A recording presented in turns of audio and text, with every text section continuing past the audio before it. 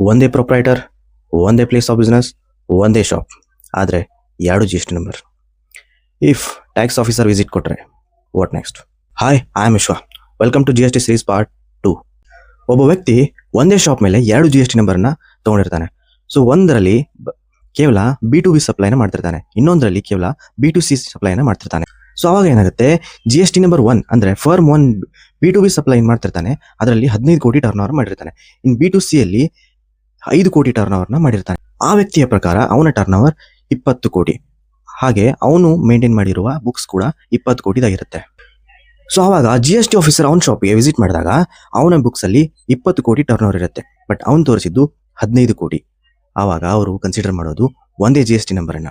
So ಆ ಪ್ರಕಾರ ಅವನಿಗೆ ಆ 5 ಕೋಟಿಗೆ ಆವಾಗ ಅವರು ಟ್ಯಾಕ್ಸ್ ಆ್ಯಂಡ್ ಪೆನಾಲ್ಟಿ ಹಾಕಿ ಅವನಿಗೆ ಆರ್ಡರ್ ಮಾಡ್ತಾರೆ. ಸೊ ನಾನು ನಿಮ್ಗೆ ಹೇಳೋದೇನೆಂದರೆ, ಯಾವುದೇ ಕಾರಣಕ್ಕೂ 2 GST ನಂಬರನ್ನು ಒಂದೇ ಪ್ಲೇಸಲ್ಲಿ ಇಡಕ್ಕೆ ಹೋಗಬೇಡಿ.